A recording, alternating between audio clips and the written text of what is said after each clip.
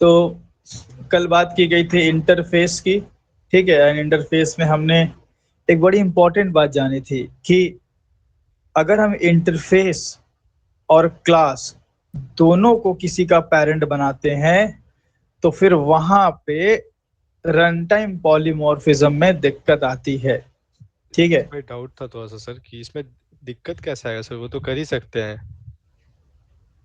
दिक्कत इस तरह से आएगा कि चाइल्ड का ऑब्जेक्ट हम किस में होल्ड करेंगे का ऑब्जेक्ट अपकास्टिंग करते समय।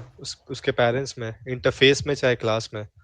हाँ, तो इंटरफेस में चाहे क्लास में, अगर इंटरफेस में कर दिए मान लीजिए, तो क्या इंटरफेस में करने से चाइल्ड के सारे मेथड इंटरफेस कॉल कर पाएगा?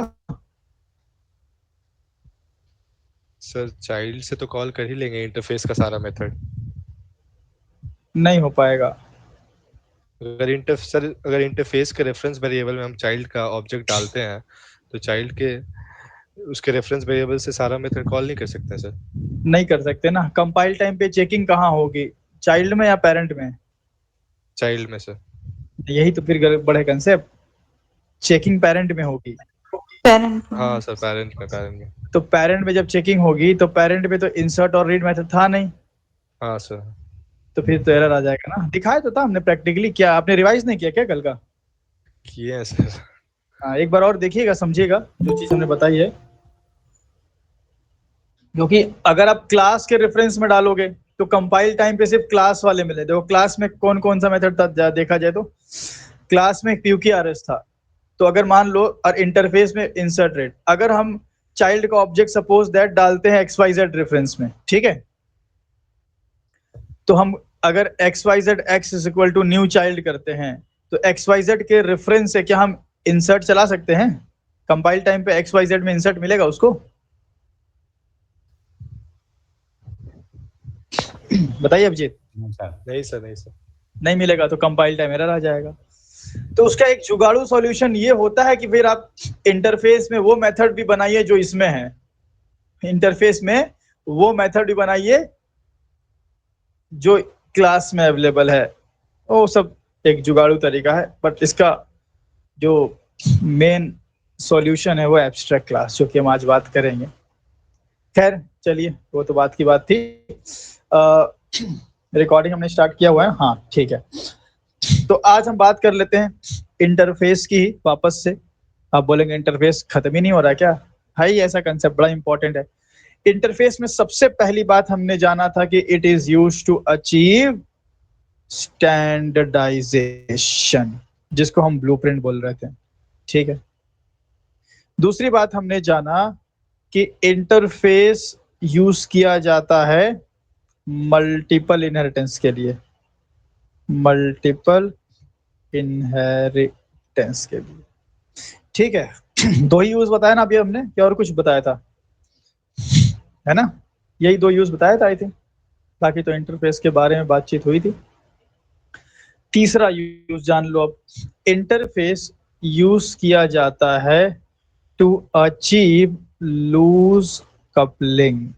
देखो कपलिंग दो तरह की होती है, एक होती है टाइट कपलिंग, एक होती है लूज कपलिंग, ठीक है। तो और लूज कपलिंग टाइट कपलिंग समझ लें पहले, फिर समझ में आएगा। तो तीसरा यूज, ठीक है, लूज कपलिंग। जैसे कि हमारे पास यहाँ पे एक इंटरफेस होना चाहिए ना, एक मेरे पास इंटरफेस है, माई इंटरफेस इसका नाम है, ठीक है।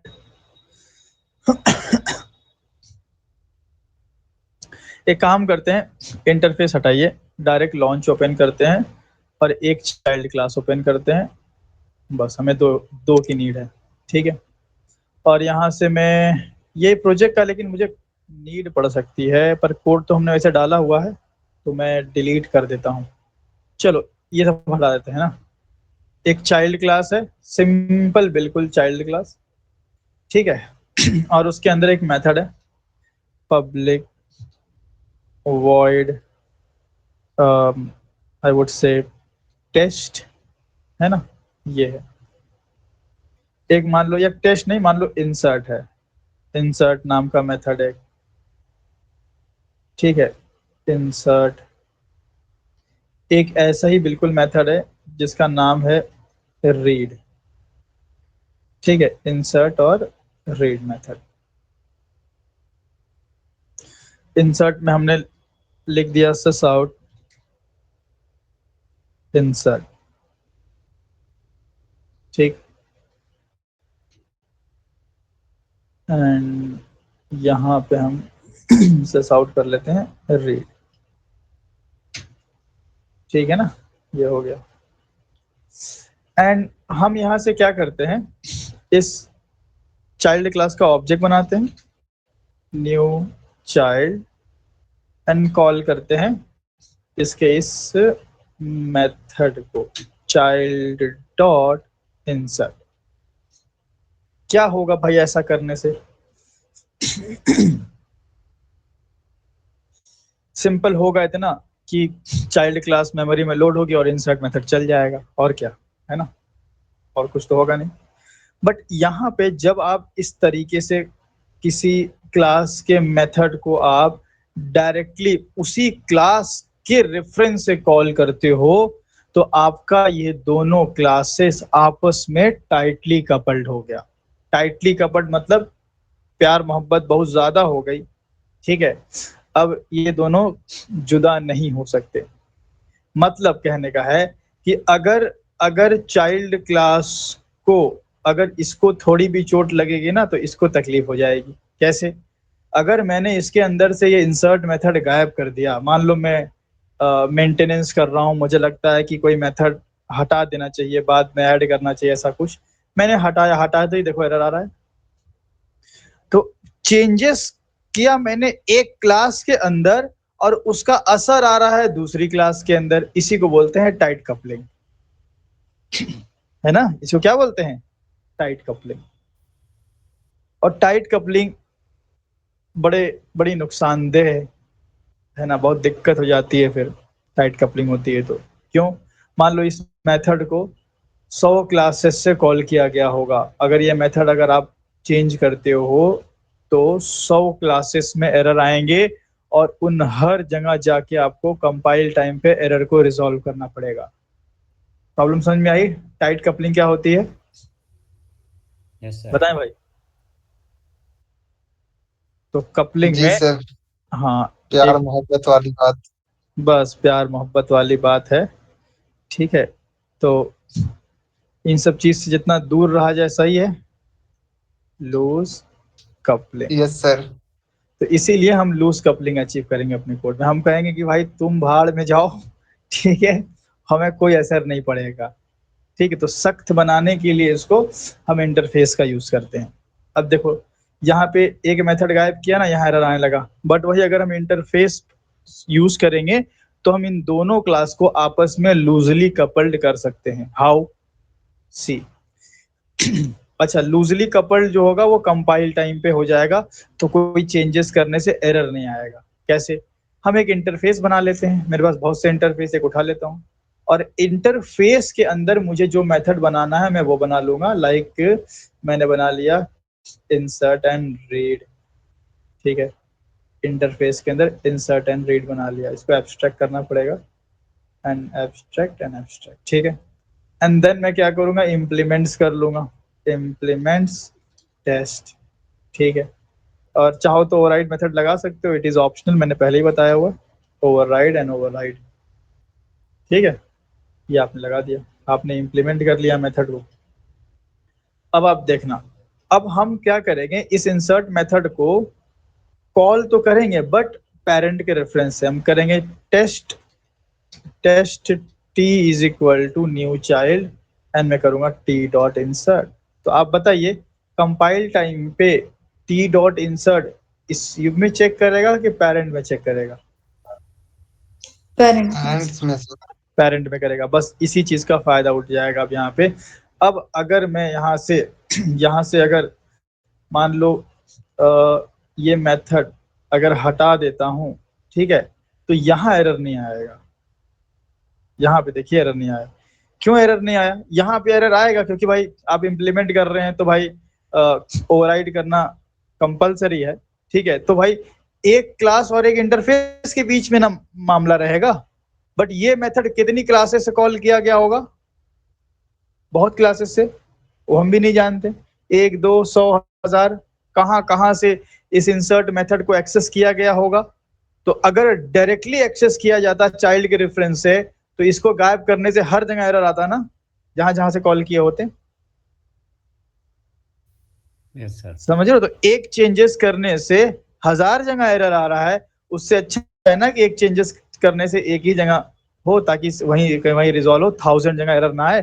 तो देखिए अब ये क्लास और ये क्लास आपस में लूजली कपल्ड है, क्योंकि इसमें चेंज करने के बावजूद यहाँ एरर नहीं आ रहा है। क्यों नहीं एरर आ रहा है? क्योंकि कंपाइल टाइम पे इंसर्ट मेथड यहाँ चेक हो रहा है और यहाँ पे अवेलेबल है। तो जब भी आप दो क्लास के बीच में मेथड की कॉलिंग करते हैं, तो अच्छा अप्रोच यही होता है कि आप पेरेंट के रेफरेंस से करें जहां तक पॉसिबल हो। अब हाँ भाई, कोई स्पेशलाइज्ड मेथड है तो क्या वो पेरेंट के रेफरेंस से कॉल होगा? No sir. कोई स्पेशलाइज्ड मेथड समझ रहे हो? Yes sir. पब्लिक वॉइड, ये स्पेशलाइज पेरेंट का मेथड है। अब ये थोड़ी होगा यार टी डॉट पी, तो ये तो फिर आपको स्ट्रेट फॉरवर्ड कॉल करना पड़ेगा। तो स्ट्रेट फॉरवर्ड जब कॉल करोगे तो फिर से टाइट कपलिंग हो जाएगी। इस टाइट कपलिंग को नहीं सुधारा जा सकता है, ये कोर जावा का हिस्सा है। कोर जावा में ऐसे ही काम होता है। इस चीज को सुधारा गया है स्प्रिंग फ्रेमवर्क में। जब हम स्प्रिंग फ्रेमवर्क सॉरी गाइस, जब हम स्प्रिंग फ्रेमवर्क पढ़ेंगे ना, तो वहां पे इस प्रॉब्लम को सुधारा गया है। वहां पे हम ऑब्जेक्ट खुद नहीं बनाते, बल्कि ऑब्जेक्ट मांगते हैं आईओसी कंटेनर से। तो वहां पे डायरेक्ट भी अगर स्पेशलाइज मेथड को भी कॉल कर रहे हो ना, तो भी टाइट कपलिंग नहीं होती। खैर चलो, वो जब स्प्रिंग पढ़ेंगे तो सीख जाएंगे। तो कहने का मतलब ये है कि जहां तक हम कोशिश करें कि जो ओवररिडन मेथड है उनको हमेशा हम पेरेंट के रेफरेंस से कॉल करें, सो दैट अगर ये मेथड अगर यहाँ से कल को गायब भी हो जाए तो कोई एरर यहाँ पे ना आए। इसी को बोलते हैं हम लोग tight sorry loose coupling. Clear हुआ? लूज कपलिंग छोटा सा कंसेप्ट। अच्छा। चलो ये तो हो गया। अब आते हैं हम लोग, सारी बातें हो गई ठीक है इंटरफेस के बारे में। एक और बात इंटरफेस की लास्ट रह गई है। तो इंटरफेस से हमने स्टैंडर्डाइजेशन किया, मल्टीपल इनहेरिटेंस किया, लूज कपलिंग किया, ठीक है। अब एक और बात लास्ट, इंटरफेस के थ्रू हम किसी पर्टिकुलर क्लास को या किसी पर्टिकुलर क्लास पे हम कुछ एक्स्ट्रा इंटरनल ऑपरेशन करवा सकते हैं। ये बड़ा इंपॉर्टेंट है। चौथा, through an interface we can we can we can perform some extra internal operation, हाँ ऑपरेशन है ना, through an interface we can perform some extra internal operation on a class. क्या मतलब हुआ भाई साहब इसका? बात की जा रही है मार्कर इंटरफेस की। देखो अभी ना, जब हम जावा 8 आपको पढ़ाएंगे तो बहुत सारी चीजें और आएंगी, ठीक है। अभी हम इंटरफेस के अंदर सिर्फ और सिर्फ एब्स्ट्रैक्ट मेथड बना रहे हैं ना। जावा 8 से एक खास तरह का मेथड इंट्रोड्यूस किया गया है जो इंटरफेस के अंदर बनाया जाएगा, जिसको डिफॉल्ट मेथड बोलते हैं। जावा 8 में हम पढ़ेंगे Sam interface, single abstract method interface. तो सैम इंटरफेस वगैरह की भी बात होगी, तो इंटरफेस रिविजिट होगा जब जावा 8 शुरू करेंगे। बट अभी के लिए इंटरफेस आपको इतना ही समझना है ना। जब जावा 8 के फीचर शुरू करेंगे तो उनकी बात करेंगे। तो इंटरफेस आप कैसा बनाते हो भाई? आप एक इंटरफेस बनाते हो, उसमें बहुत सारे एब्स्ट्रैक्ट मेथड बनाते हो, 1 2 5 10 हजार, ठीक है। कुछ ऐसे इनबिल्ट इंटरफेसेस होते हैं जिनमें कोई भी मेथड नहीं होता है, उनको बोलते हैं मार्कर इंटरफेस। पूछता इंटरव्यू में, व्हाट इज मार्कर इंटरफेस। तो मार्कर इंटरफेस, हम उस इंटरफेस को बोलते हैं जो एम्प्टी होता है, ठीक है, एम्प्टी इंटरफेस, या आप बोलो नो मेथड, कोई एब्स्ट्रैक्ट मेथड, कोई या एम्प्टी लिख दिए तो ये लिखने की क्या नीड है ना, एम्प्टी मतलब खाली है। अब देखो कि इंटरफेस जो मैंने आपको शुरू में पढ़ाया था, तो मैंने बताया कि इंटरफेस में लॉजिक नहीं होता है, सिर्फ मेथड का नाम होता है। सिर्फ मेथड का नाम होके भी इंटरफेस कितना इंपॉर्टेंट निकला। अब हम देख रहे हैं कि यार वो इंटरफेस का नाम भी छीन लिया गया, अब इसका भी इस्तेमाल हो सकता है क्या? यस, अब भी ये बहुत इंपॉर्टेंट है। कैसे भाई? मैं पहले आपको एक एग्जांपल दिखाता हूं। कंट्रोल शिफ्ट टॉय टी, और यहां पे आप लिखिए सीरियलाइजेबल। सीरियलाइजेबल ये एक जावा आईओ पैकेज में एक इंटरफेस है, इसको आप देखिए, ये देखिए कैसा है, खाली है ना। मतलब अगर मैं किसी क्लास से इस इंटरफेस को इम्प्लीमेंट्स करूंगा तो क्या मुझे कोई मेथड की बॉडी देनी पड़ेगी? No sir. मेथड है ही नहीं तो कहाँ से बॉडी देंगे ना, सिंपल सी बात है। तो अगर मैं करूं, ये सब हटा लेता हूं, ये मैंने ऐड कर दिया है, इसे मैंने ये मान लो इसको हटा दिया, मैंने किया इम्प्लीमेंट्स सीरियलाइजेबल, कुछ नहीं हो गया। अब इसका क्या ही यूज हो सकता है? तो इसका यूज है इंटरनल, ठीक है।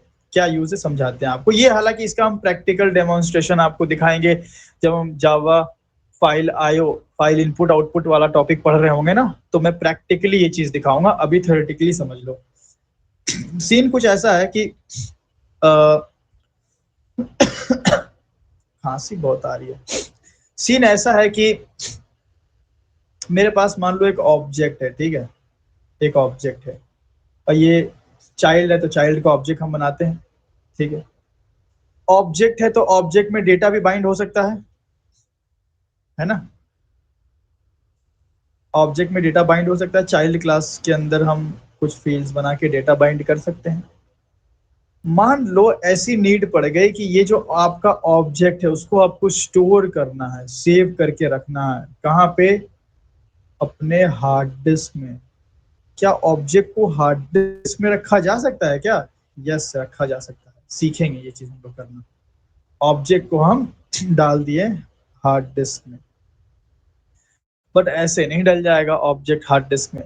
ऑब्जेक्ट जो आपका है ये चाइल्ड क्लास का ऑब्जेक्ट, ये जो चाइल्ड ऑब्जेक्ट जो है आपका, इसको हमें डालना है हार्ड डिस्क में। तो इस चाइल्ड क्लास को कन्वर्ट करना पड़ेगा बाइट्स में। हार्ड डिस्क में जब ये स्टोर होगा ना, तो बाइट्स में कन्वर्ट करके स्टोर करना पड़ेगा, क्योंकि जब भी ये नेटवर्क के थ्रू जाएगा, क्योंकि भाई आपका जो ऑब्जेक्ट है वो कहाँ पे स्टोर्ड है? रैम में, है ना भाई साहब? हाँ सर। रैम में, और रैम से हार्ड डिस्क के बीच में जो रास्ते हैं उसको हम बोल सकते हैं नेटवर्क। बताइए, रैम से हार्ड डिस्क के बीच का जो रास्ता उसको नेटवर्क बोला जा सकता है। हाँ सर। तो अब आपका ऑब्जेक्ट इस नेटवर्क से ट्रैवल हो करके हार्ड डिस्क में जाने वाला है। इट मींस कि आपके ऑब्जेक्ट को बाइट्स में कन्वर्ट करना पड़ेगा। इसके लिए जावा में एक ऑपरेशन है सीरियलाइजेशन। तो हम कह सकते हैं कि अगर आप अपने ऑब्जेक्ट को अगर अगर हार्ड डिस्क में स्टोर करना चाहते हो तो आपको सीरियलाइजेशन ऑपरेशन परफॉर्म करना होगा। सीरियलाइजेशन ऑपरेशन परफॉर्म करेंगे तो आपका डेटा नेटवर्क पे ट्रैवल होने लायक बन जाएगा। हम दिखाएंगे प्रैक्टिकली आपका आपका जो ऑब्जेक्ट है वो नेटवर्क पे ट्रैवल होने लायक कब बनेगा? जब उसको हम एक प्रोसेस से गुजारेंगे जिसको हम क्या बोलते हैं? सीरियलाइजेशन। सीरियलाइजेशन, ठीक है। और ये सीरियलाइजेशन प्रोसेस करेगा कौन? जेवीएम करेगा। ठीक है, पर सवाल है कि मेरे ऑब्जेक्ट के ऊपर ये सीरियलाइजेशन प्रोसेस कब करेगा, क्योंकि हम अभी अभी तक आपको पढ़ाए हैं, हमने बहुत सारी क्लासेस बनाए, उनके ऑब्जेक्ट बनाए। जितनी क्लासेस हम आज तक बनाए थे, क्या उन सब पे जावा ने सीरियलाइजेशन परफॉर्म किया होगा? अगर किया होगा तो ये तो जावा की बेवकूफी है, क्योंकि मुझे तो फाइल में स्टोर करना नहीं था, तो फिर तुम क्यों एक्स्ट्रा ऑपरेशन परफॉर्म करके एफिशिएंसी डाउन कर रहे थे? तो नहीं किया था। जावा स्मार्ट है। जावा कहती है कि देखो भाई, सीरियलाइजेशन प्रोसेस करना मेरा काम है, मैं सीरियलाइजेशन परफॉर्म कर दूंगा, ठीक है, बट कब करूंगा? जब तुम मुझे सिग्नल दोगे कि ये ऑब्जेक्ट को मुझे स्टोर करना है। तो वो सिग्नल देने के लिए हम मार्कर इंटरफेस को इम्प्लीमेंट कर लेंगे। Implements serialisable. जैसे ही आपने इम्प्लीमेंट सीरियलाइजेबल किया, ठीक है, जैसे ही आपने इम्प्लीमेंट सीरियलाइजेबल किया, जेवीएम ने देखा ओके ये एक ऐसा ऑब्जेक्ट है जिसने सीरियलाइजेबल को इम्प्लीमेंट किया है, इट मींस कि इस पे सीरियलाइजेशन परफॉर्म करना है, एंड सीरियलाइजेशन परफॉर्म करेगा, एंड देन ये ऑब्जेक्ट को चाहो तो आप नेटवर्क के थ्रू हार्ड डिस्क में राइट कर सकते हो। अब वो कैसे होगा, वो फाइल आयो में सीखेंगे। समझ में आया? तो अब बताइए, क्या मेरी इस ऑब्जेक्ट को, इस क्लास के ऑब्जेक्ट को इंटरनली जावा सीरियलाइजेशन प्रोसेस से गुजारेगी या नहीं गुजारेगी?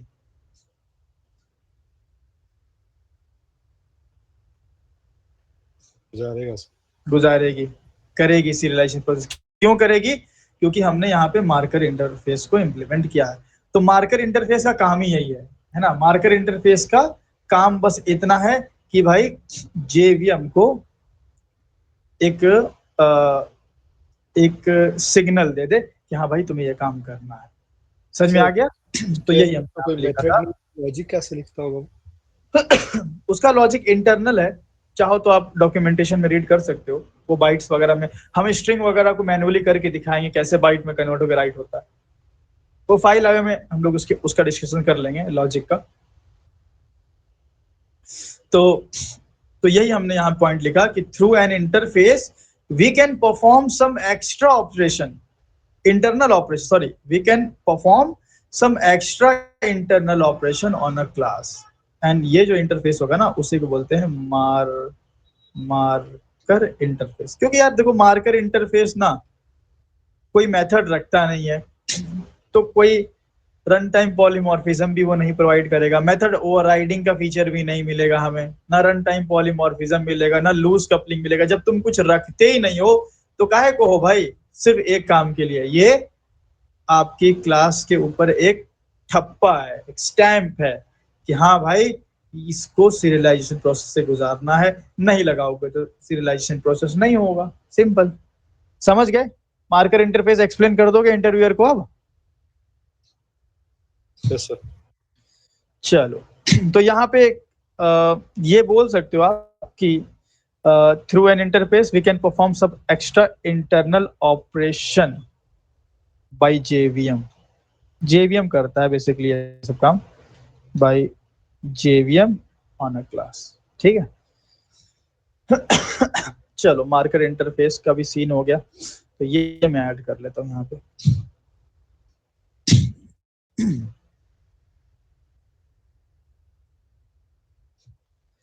ठीक है, तो यहाँ तक तो आपका इंटरफेस का टॉपिक हो गया डन। ठीक है,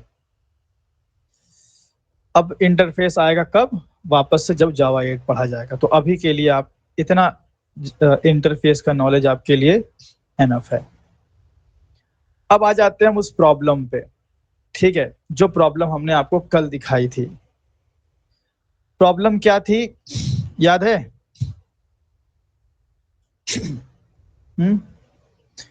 कि अगर पॉलीमॉर्फिज्म अचीव नहीं हो रहा था सर। हाँ, यही बात है। तो मैं ओपन करता हूं ना,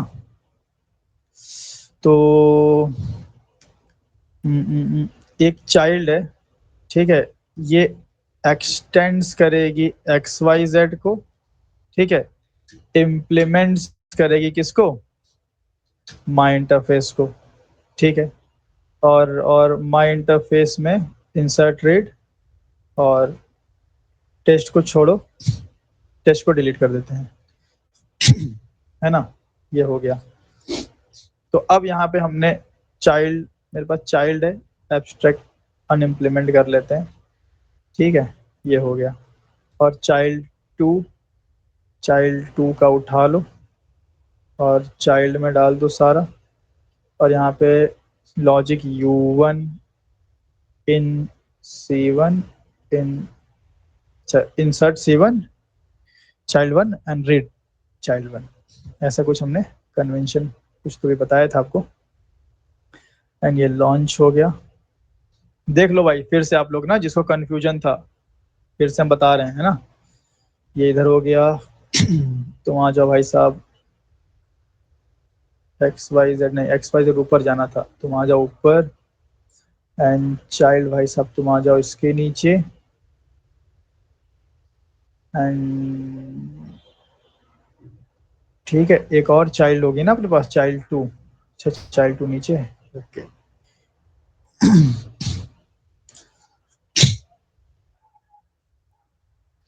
देखो यहाँ पे ध्यान से आप लोग, विजिबल है इतना आप लोग को, चलेगा इतने में? Yes sir. इतना बड़ा कर लेते हैं, इतना आई थिंक हो जाएगा काम आप लोग का। देखो, या इसको ना दोनों को एक में कर लेते हैं चाइल्ड, क्योंकि दोनों में कोड तो एक ही जैसा लिखा हुआ है, तो कोई दिक्कत है नहीं। और थोड़ा ऊपर कर लेते हैं। अब प्रॉब्लम क्या है कि यहाँ पे चाइल्ड जो है, ठीक है, उसने एक्सटेंड्स किया XYZ को, इम्प्लीमेंट्स किया है माई इंटरफेस को। तो अगर मैं यहाँ पे ऐसा करूँ, अगर मैं ऐसा करूँ XYZ पेरेंट ले लूँ और उसमें डालूं चाइल्ड का ऑब्जेक्ट, ठीक है, और मैं करूँ x डॉट इंसर्ट, नहीं होगा। क्यों नहीं हुआ बताइए? जबकि इंसर्ट मेथड है यहाँ पे। पेरेंट्स में नहीं है सर। हाँ, XYZ में नहीं है, तो यही प्रॉब्लम है। अभी आपको समझ में आ, सिंपल सी प्रॉब्लम है। अब आप कैसे इसको सॉल्व करोगे बताओ? अब आपको क्या करना पड़ेगा ना, जबरदस्ती खाली मेथड इंसर्ट यहाँ भी बनाना पड़ेगा, या फिर आप ऐसा करोगे नहीं, हम माई इंटरफेस दे देते हैं, यहाँ पे दे दो, माई इंटरफेस भी दे दो, नाम M कर लेते हैं फिर इसका हम, माई इंटरफेस M, माई इंटरफेस M, और यहाँ पे हमने कर लिया M। तो इंसर्ट में एरर नहीं आएगा क्योंकि इंसर्ट अवेलेबल है, माई इंटरफेस कंपाइल टाइम पे चेक होगा। रीड में भी एरर नहीं आएगा क्योंकि कंपाइल टाइम पे मिल जाएगा, बट m.pqrs इसमें नहीं मिलेगा, है ना। तो ये प्रॉब्लम है। अब इसका एक सॉल्यूशन, जुगाड़ू सॉल्यूशन ये है कि अगर कोई चाइल्ड क्लास किसी क्लास और किसी इंटरफेस दोनों को अगर कर रही है, ठीक है, एक्सटेंड्स एंड इम्प्लीमेंट्स, तो क्लास वाले मेथड को एज अ एब्स्ट्रैक्ट मेथड आप यहां बना लें, ऐसे ये आप कर लें, समझ रहे हैं? इस तरीके से ऐसा आप कर सकते हैं। तो अब PQRS अवेलेबल होगा? Yes sir. हो जाएगा। लेकिन यहां पे आप सोचिए कि अगर ऐसा हो कि कोई मेथड मुझे ओवरराइड नहीं करना है, मान लो मेरे पास PQRS के अलावा एक और मेथड है, ठीक है, IJKL लॉजिक, लॉजिक क्या लिख लें, हाँ चलो ठीक है, लॉजिक X लॉजिक Y। अब इस लॉजिक X को हमने ओवरराइड करके चाइल्ड में क्या कर लिया? बताइए आप लोग। इम्प्लीमेंट कर लिया सर। इंप्लीमेंट करके लॉजिक X को क्या बना दिया हमने? ओवरराइड किया ना, लॉजिक U1, U1 ठीक कर है। दिया। चलो ये तो ठीक है, इस मेथड को हमने ओवरराइड किया है, पर इस मेथड को मुझे ओवरराइड नहीं करना है ना, इस मेथड को मुझे ओवरराइड नहीं करना है, मुझे as it is inheritance by inheritance, क्या ये मेथड अवेलेबल होगा यहाँ पे? यस सर, इन अवेलेबल होगा। अवेलेबल होगा, बट हम m.ijkl नहीं कर सकते, m.ijkl हम नहीं कर सकते, ये प्रॉब्लम है। अब आपको क्या करना पड़ेगा, अगर आपको रन टाइम पॉलीमॉर्फिज्म चाहिए कि नहीं इसी पेरेंट से सबका सब कॉल हो, तो आपको क्या करना पड़ेगा, IJKL यहां भी लाना पड़ेगा। और जैसे ही IJKL यहां पे लाओगे, क्या IJKL को ओवरराइड करना कंपलसरी नहीं हो जाएगा? हाँ सर। ये यहां पे आप लाएं। अब देखिए, अब यहां पे जैसे ही आप लाएं, तो 1 मिनट, यहां पे अगर आपने IJKL किया है तो ये मेथड तो यहाँ पे एज इट इज आ ही गया ना, तो ये मेथड एज इट इज यहाँ पे आ ही गया। हाँ, तो काम हो जाएगा। ठीक है, अभी देखो लॉजिक वाई मिल गया। तो मतलब क्या होगा कि जब जब आप अपने क्लास में मेथड बनाओगे, तब तक उसका एग्जैक्ट मेथड यहाँ भी बनाना पड़ेगा। वो मेथड यहाँ पे अवेलेबल है ना, इसलिए ओवरराइड एनोटेशन क्या कंपलसरी है क्या? बताइए, क्या ओवरराइड एनोटेशन कंपलसरी है? नहीं सर, ये कंपलसरी तो ऑप्शनल नहीं है। है। तो अगर हमारे पेरेंट में IJKL है, तो इसकी इम्प्लीमेंटेशन चाइल्ड में होना चाहिए। Yes sir. Yes sir. Implementation IJKL available नहीं है यहाँ पे, जो यहाँ से आ रही है। ये होगी सर। इनहेरिटेड मेथड होगा ना सर? हाँ, इनहेरिटेड होगा, लेकिन जो तो इसमें अवेलेबल तो होगा ना, चाइल्ड में हाँ अवेलेबल है सर। अवेलेबल है, तो इसका काम भी हो गया। इसने बोला हाँ भाई, इसने मेथड दिया, इसलिए एरर नहीं आ रहा है यहाँ पे, है ना। तो इस तरीके से मतलब ये हुआ कि अगर आपको रन टाइम पॉलीमॉर्फिज्म इसमें करना है, तो आपके क्लास में जितने मेथड हैं, उस सेम मेथड को आपको रिक्रिएट करना पड़ेगा इंटरफेस में, तो काम हो सकता है। क्या यहाँ काम नहीं पड़ रहा है फिर? बढ़ रहा है सर, एक्स्ट्रा क्रिएट करना पड़ रहा है हाँ, abstract एक्स्ट्रा में। मेथड क्रिएट करना पड़ रहा है। सो अगर इस तरह की नीड पड़ जाए बाई चांस कि नहीं यार, अब बना बनाई क्लास है, वो तो मुझे चाहिए ही चाहिए, एंड साथ में इंटरफेस भी चाहिए ही चाहिए, तो फिर ये तरीका भी है अवेलेबल। बट हमने ये काम किया क्यों, एक क्लास और एक इंटरफेस वाला काम किया क्यों, पहले ये समझो।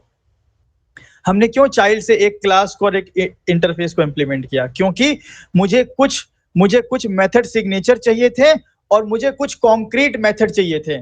तो क्या इंटरफेस मुझे कॉन्क्रीट मेथड दे सकती थी लॉजिक वाला? No sir. नहीं दे सकता था। और मुझे कुछ मेथड सिग्नेचर चाहिए थे, क्या ये XYZ मुझे मेथड सिग्नेचर दे सकता था? No no sir. सर। नहीं, इसीलिए हमने दोनों का सहारा लिया और हमने इस तरह से काम किया। और जब इस तरह से हम काम कर रहे थे, तो रन टाइम पॉलीमॉर्फिज्म के लिए, रन टाइम पॉलीमॉर्फिज्म में पेरेंट के रेफरेंस से चाइल्ड के सारे मेथड कॉल होना चाहिए।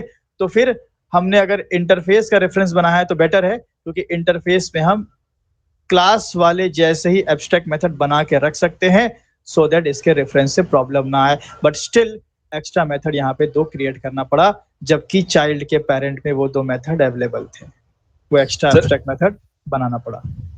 सर हम्म, जब इसमें आप इंटरफेस में IJKL डालेंगे तो उसको इम्प्लीमेंट नहीं करना पड़ेगा चाइल्ड में? इम्प्लीमेंट है ना। क्या चाइल्ड, आप तब बताइए कि क्या चाइल्ड में मेथड है कि नहीं IJKL? हाँ सर है। वही इम्प्लीमेंटेशन हो जाती है। वो मेरा भी ध्यान नहीं गया था कि यार इनहेरिट होके तो आया, मैं भी मतलब माइंड में मेरे यही था कि बनाना पड़ेगा, पर यार एक्सटेंड तो कर रहे हो ना सीधा सीधा, तो मेथड तो अवेलेबल है ही है, तो मेथड बनाओ या ना बनाओ, मेथड तो है ही है ना। सर बट रन टाइम में तो वो देखेगा ना चाइल्ड में। हाँ, तो देखने दो, रन टाइम पे चाइल्ड में मिल जाएगा। देख लो m.ijkl से आउटपुट नहीं आ रहा क्या, लॉजिक वाई? अच्छा। आप ये बताइए कि अगर मैं चाइल्ड का ऑब्जेक्ट बनाऊं, new child, child C is equal to new child, तो हाँ चाइल्ड के रेफरेंस में मुझे क्या मेथड नहीं मिलेगा IJKL यहाँ पे? सर मिल जाएगा। मिलेगा ना। तो IJKL तो यहाँ पे प्रेजेंट है ही है, आप रन टाइम पे देख लो बना के। तो सर कहने अगर का, ऐसे, सॉरी हाँ बोलिए बोलिए। सर ऐसे अगर n नंबर ऑफ क्लासेस होंगी तो उनके सारे मेथड्स को यहाँ पे एब्स्ट्रैक्ट करना पड़ेगा sir? n number of classes को आप एक्सटेंड ही नहीं कर सकते, आप किसी एक ही क्लास को एक्सटेंड कर सकते हैं। अच्छा अच्छा yes, वहां तो मल्टीपल इनहेरिटेंस होगा ही नहीं ना। अच्छा एक ही क्लास को, हाँ सर।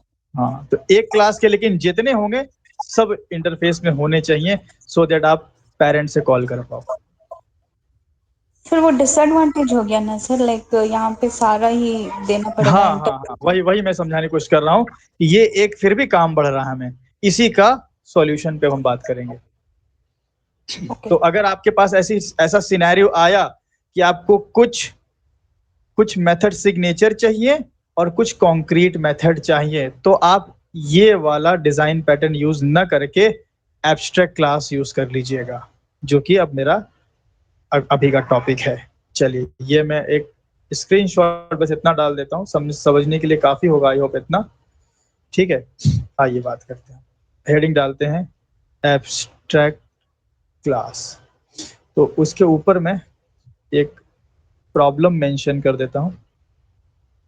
ठीक है, ये आप ऐसे देखेंगे तो आपको कुछ समझ में नहीं आएगा, इसके लिए आपको वीडियो ही देखना पड़ेगा, एक्सप्लेनेशन ही देखना पड़ेगा, क्योंकि मैं उतनी चीजें लिख नहीं सकता जितनी चीजें मैंने बोली है ना। तो आपको प्रॉपर मेंटेन करना पड़ेगा नोट्स। हाँ कहिए। सर तो अब जब ये ऐसा सिनारियो आएगा तो चाइल्ड एक ही क्लास को एक्सटेंड कर सकती है और इम्प्लीमेंट n नंबर ऑफ ये इंटरफेसेस को इम्प्लीमेंट कर सकती है ना सर? हाँ जी, वही बात है सर। फिर नहीं सर, जी मैं देखूंगी सर। नहीं कुछ नहीं सर, यही पूछना था। n नंबर ऑफ क्लासेस को इम्प्लीमेंट कर सकती है और एक ही क्लास को एक्सटेंड कर सकती है। हाँ, एक क्लास एक्सटेंड होगा, इंटरफेस कितना भी हो सकता है। ठीक है सर। अब हम ऐसा कर सकते हैं यहाँ पे। ठीक है, अब ये तो प्रॉब्लम आ गई, अब इसका सॉल्यूशन देखिए एब्स्ट्रैक्ट क्लास से कितना आसानी से हो जाएगा। एब्स्ट्रैक्ट क्लास एक ऐसी क्लास होती है, पहले तो हमने नॉर्मल क्लास पढ़ी जिसमें सिर्फ कॉन्क्रीट मेथड समझते हो ना, बॉडी वाला लॉजिक वाला मेथड। फिर हमने पढ़ा इंटरफेस, जिसमें सिर्फ हम एब्स्ट्रैक्ट मेथड बना रहे हैं। जावा 8 को छोड़ दो, तो जावा 8 में तो फिर और चीजें आ गई हैं, जावा 9 में और चीजें आ गई हैं।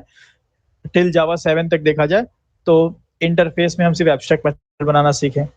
तो सबसे पहले हमने देखा क्लास, जिसमें concrete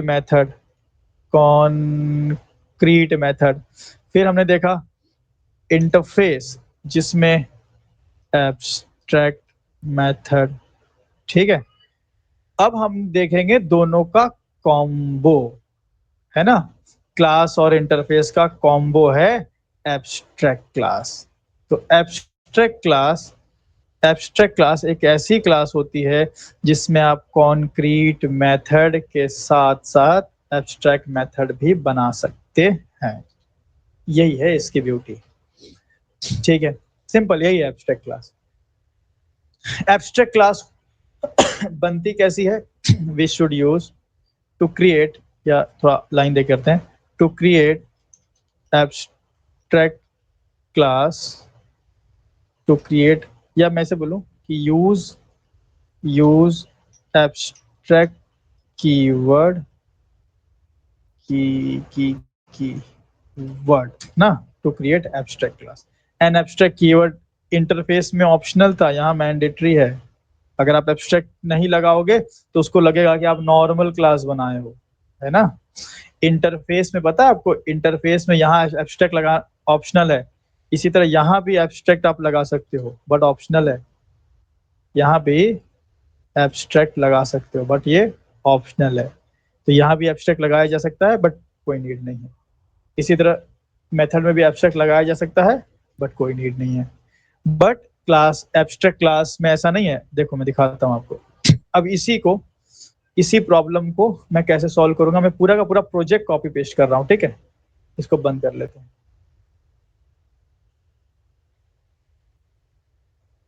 copy and paste test 2। अब इसमें हम क्या करेंगे, देखिए एब्स्ट्रैक्ट क्लास, इंटरफेस नहीं बनाएंगे। ठीक है, हम इंटरफेस को डिलीट कर देते हैं। चलो, एक सिंपल क्लास बनाएंगे, माई एब्स्ट्रैक्ट क्लास। राइट क्लिक किया, एक क्लास बनाया, माई एब्स्ट्रैक्ट। ठीक है, माई एब्स्ट्रैक्ट रखते हैं बस। यहाँ से एब्स्ट्रैक्ट टिक कर सकते हो बट कोई नीड नहीं है, मत करो, आप नॉर्मल क्लास बनाओ। ठीक है, और यहाँ से एब्स्ट्रैक्ट कीवर्ड लगा लो खुद से, एब्स्ट्रैक्ट, ये बन गई आपकी एब्स्ट्रैक्ट क्लास। जैसे ही एब्स्ट्रैक्ट लगाओगे ना तो ए लिख के आ जाएगा, जैसे इंटरफेस में आई लिख के आता है, यहाँ पे छोटा सा बिल्कुल ए है, पता नहीं आपको दिख भी रहा है कि नहीं, अपने आईडी में करोगे तो देख पाओगे, और बाकी दिख तो रहा है सर। दिख रहा है ना, वही है। अब इसकी खूबी हमने बताया कि अब यहाँ पे दोनों बनेगा, तो चलो एक पुराने प्रोजेक्ट से उठाते हैं। इंटरफेस में हमने रखा था इंसर्ट रीड, ये तो मजबूरी में बनाया गया था, इंसर्ट रीड, ठीक है, ये था। तो यहाँ पे अब देखो, चूंकि ये क्लास एब्स्ट्रैक्ट क्लास के अंदर, एब्स्ट्रैक्ट क्लास के अंदर आप बॉडी वाला भी मेथड बना सकते हो, कॉन्क्रीट मेथड भी बना सकते हो, और एब्स्ट्रैक्ट मेथड भी, है ना। और एब्स्ट्रैक्ट क्लास के अंदर कोई नियम नहीं है ऐसा कि आप मतलब सारा कुछ पब्लिक ही बनाएंगे, है ना। तो आपने मान लीजिए किया पब्लिक एब्स्ट्रैक्ट वॉइड इंसर्ट, तो यहाँ हमने कर दिया प्राइवेट, एक मिनट, प्राइवेट तो फिर विजिबल ही नहीं होगा ना यार, अगर मैं इसको कर लूं प्रोटेक्टेड, है ना। देखिए क्या प्रोटेक्टेड वहां चलता था, तो इंटरफेस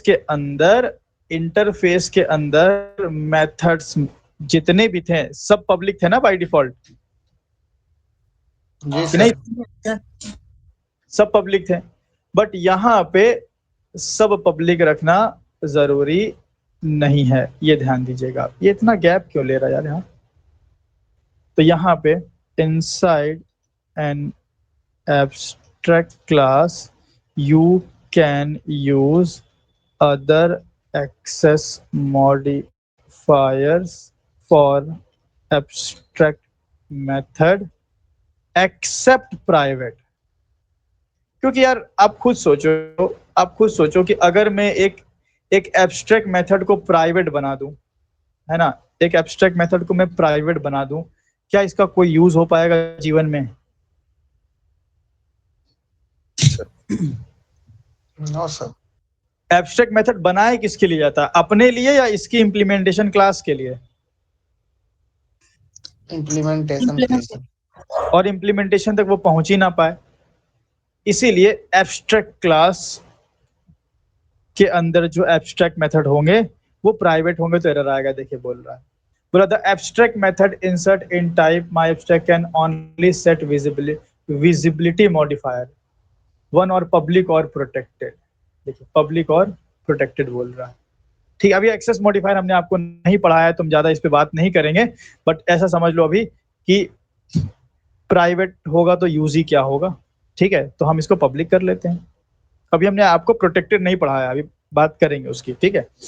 तो इंटरफेस से जरा ये अलग है, इंटरफेस में तो सिर्फ पब्लिक ही होता है। तो यहाँ पे आप एक्सेस मॉडिफायर आपने लगाया और यहाँ पे आपने एब्स्ट्रैक्ट लगाया, एब्स्ट्रैक्ट कीवर्ड यहाँ पे कंपलसरी है।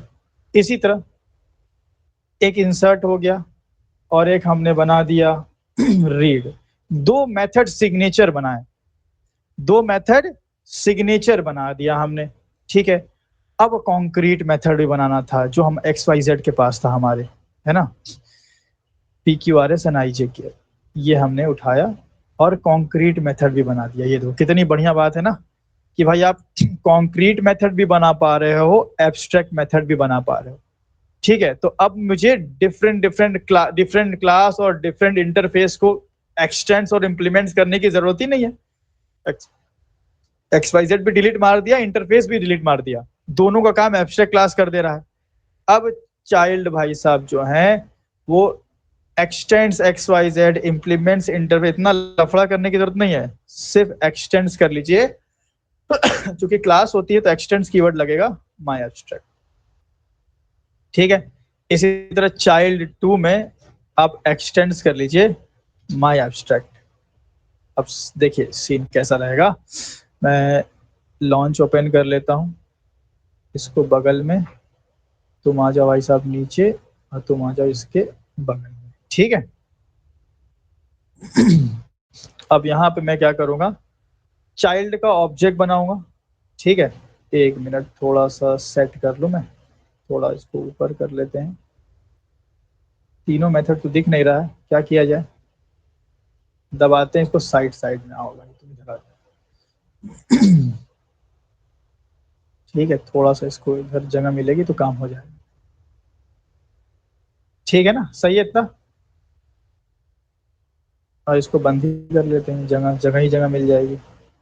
देखो ध्यान से देखो, अब यहाँ पे मेरे एब्स्ट्रैक्ट क्लास के पास दो मेथड सिग्नेचर हैं जो कि पहले हम इंटरफेस से लिया करते थे, और दो कॉन्क्रीट मेथड हैं जो कि हम क्लास से लिया करते थे। एब्स्ट्रैक्ट क्लास भाई क्लास और इंटरफेस का कॉम्बो है, इसने अपने पास दोनों रख लिया। चाइल्ड ने बोला भाई मुझे थोड़े से ना मेथड सिग्नेचर चाहिए, दे दिया और इसने उनको ओवरराइड कर लिया। फिर इसके पास कॉन्क्रीट मेथड है, उसको लिया ओवरराइड कर लिया। एक कॉन्क्रीट मेथड लिया, ओवरराइड नहीं किया, रखा है अपने पास, मतलब एक को ओवरराइड किया, एक का as it is logic use कर लिया। चाइल्ड 2 ने भी बिल्कुल वैसा ही किया। अब आप देखो, अब यहाँ पे हम चाइल्ड का ऑब्जेक्ट किस में होल्ड करें, कंफ्यूजन है कि एक ही पेरेंट है? एक ही पेरेंट है सर, माय एब्स्ट्रैक्ट। हाँ बस, तो दिक्कत ही खत्म हो गई ना। तो माई एब्स्ट्रैक्ट एम कर लिया और दिक्कत खत्म। देखिए सारा का सारा आपका इजीली कॉल हो जाएगा। ठीक, समझे एब्स्ट्रैक्ट क्लास क्या होती है? बताइए, सबको क्लियर हुआ अभी एब्स्ट्रैक्ट क्लास? Yes sir. तो एब्स्ट्रैक्ट क्लास हम कब बनाएंगे? जब मेरे चाइल्ड को, ध्यान रहे एब्स्ट्रैक्ट क्लास सिर्फ देने के लिए बनाई जाती है। एब्स्ट्रैक्ट क्लास के पास चूंकि एब्स्ट्रैक्ट मेथड होता है, इसलिए एब्स्ट्रैक्ट क्लास का भी ऑब्जेक्ट नहीं बनता। you cannot instantiate directly, we cannot instantiate abstract class directly। अब यहाँ पे बहुत बड़ी बात, आप बोल रहे हैं कि आप बोल रहे हैं कि एब्स्ट्रैक्ट क्लास को डायरेक्टली इंस्टेंशिएट नहीं किया जा सकता, मींस एब्स्ट्रैक्ट क्लास का डायरेक्ट ऑब्जेक्ट नहीं बनाया जा सकता। आप बताइए कि ये इंस्टेंस मेथड है कि स्टैटिक मेथड है? स्टैटिक हो। देखा जाए ध्यान इंस्टेंस से, है सर। सर इंस्टेंस मेथड है ना, इंटरफेस का ऑब्जेक्ट नहीं बनता है, तो उसमें तो भाई बॉडी वाला मेथड होता ही नहीं ना।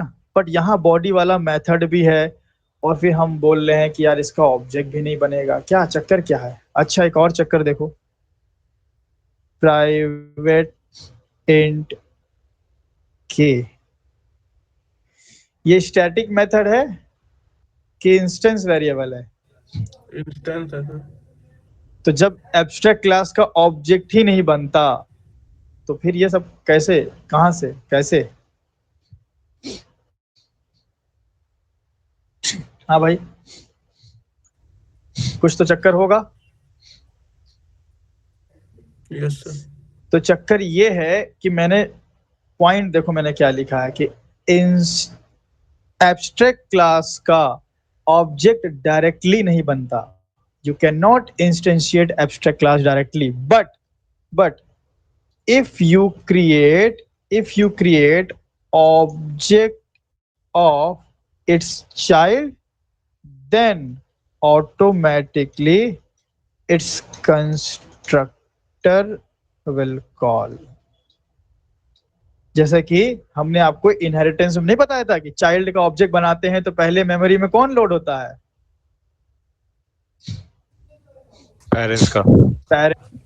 तो अगर हमने यहाँ पे किया है न्यू चाइल्ड, तो चाइल्ड का कंस्ट्रक्टर एक बना लेते हैं। चलो अभी मैं आपको सब दिखाता हूँ। देखो चाइल्ड का एक कंस्ट्रक्टर बना लिया, यहाँ पे सिस आउट किया, यहाँ से आउट किया चाइल्ड क्लास कंस्ट्रक्टर, ठीक है। और यहाँ पे हमने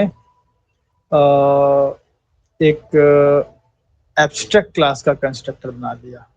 देख लो एब्स्ट्रैक्ट क्लास में कंस्ट्रक्टर ही बनेगा, ठीक है। और यहाँ पे सिस आउट कर दिया पेरेंट क्लास कंस्ट्रक्टर। आप जरा देखें चाइल्ड का ऑब्जेक्ट बनाया तो हुआ क्या? पहले किसका ऑब्जेक्ट बना?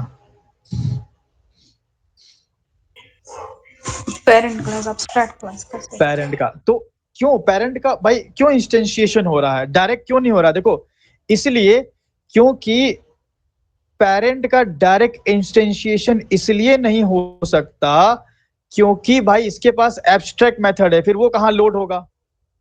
हाँ, अगर इसकी कोई चाइल्ड है, ठीक है, तो चाइल्ड का पहले इंस्टेंशिएट, चाइल्ड अगर है तो इसका मतलब कि इन एब्स्ट्रैक्ट मेथड की बॉडी दी गई है, तो ये एब्स्ट्रैक्ट मेथड चाइल्ड में यूटिलाइज हो जाएंगे।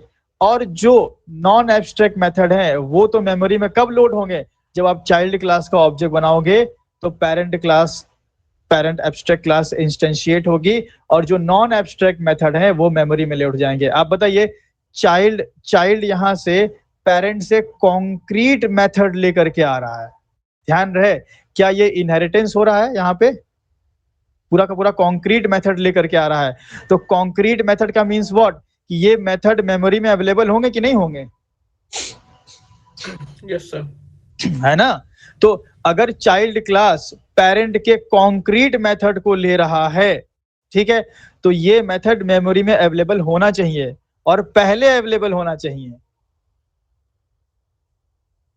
तो इसीलिए एब्स्ट्रैक्ट क्लास चूंकि अपने पास कॉन्क्रीट मेथड रखता है, इसीलिए इसका इंस्टेंशिएशन होना बहुत जरूरी है।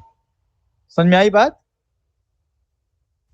Yes sir. अगर इसका इंस्टेंशिएशन नहीं होगा तो ये मेथड बताइए, ये स्टैटिक मेथड है कि ऑब्जेक्ट स्पेसिफिक मेथड है? ऑब्जेक्ट स्पेसिफिक मेथड है। तो वही इनहेरिटेंस वाला रूल कि चाइल्ड क्लास का ऑब्जेक्ट बनाएंगे तो पेरेंट के जितने भी ऑब्जेक्ट स्पेसिफिक होंगे वो सब मेमोरी में लोड जाएंगे, एंड देन ये कॉन्क्रीट फिर इनहेरिट होंगे। ऑब्जेक्ट पेरेंट से ऑब्जेक्ट को इनहेरिट करेगा। तो एब्स्ट्रैक्ट क्लास का ऑब्जेक्ट डायरेक्ट नहीं बनता, बट अगर आप चाइल्ड क्लास का ऑब्जेक्ट बनाओगे तो एब्स्ट्रैक्ट क्लास इंस्टेंशिएट होगी। जो खाली वाले हैं वो ऐसे ही रह जाएंगे, सिर्फ नेम रह जाएंगे, लेकिन जो लॉजिक वाले मेथड है, इसके अंदर आप वेरिएबल्स बनाए होंगे, इसके अंदर कैलकुलेशन आपके होंगे, सब मेमोरी में लोड होगा। वो एब्स्ट्रैक्ट क्लास का ऑब्जेक्ट एक जगह पे स्टोर होगा, जो ऑब्जेक्ट डायरेक्ट नहीं बना बल्कि चाइल्ड के थ्रू बना, क्योंकि एब्स्ट्रैक्ट क्लास डायरेक्ट यूज करने के लिए बनाई ही नहीं जाती। अगर मुझे डायरेक्ट यूज करने के लिए बनाई जाएगी तो मैं एब्स्ट्रैक्ट क्लास क्यों बनाऊंगा भाई? एब्स्ट्रैक्ट क्लास के पास खाली मेथड है, इसका मतलब कि ये क्लास बनाने का पर्पस क्या हुआ? किसी और के लिए। एब्स्ट्रैक्ट क्लास बनाई जाती है किसी और के लिए। देखो, अगर मेरे को डायरेक्ट यूज करना होगा तो मैं एब्स्ट्रैक्ट क्लास क्यों बनाऊंगा? ये बना लूंगा, यूज कर लूंगा। लेकिन नहीं, मेरे को किसी को कॉन्क्रीट मेथड देना है। अच्छा, कॉन्क्रीट मेथड देना है तो भी ये एनफ है। नहीं, मुझे कॉन्क्रीट के साथ साथ ना कुछ मेथड सिग्नेचर भी देना है। अच्छा, तो एब्स्ट्रैक्ट क्लास पिक्चर में आती है। तो ये जो क्लास है ना, ये क्लास, इस क्लास का पर्पस ही है किसी और के लिए। तो जिसके लिए, कौन किसी और के लिए मीन्स क्या? इसकी चाइल्ड के लिए। तो जब इसका चाइल्ड का ऑब्जेक्ट बनेगा तो ये उससे पहले ये भी रेडी हो जाएगा। जब तक इसके चाइल्ड का इंस्टेंशिएशन नहीं होगा इसका कोई यूज है क्या? बताइए।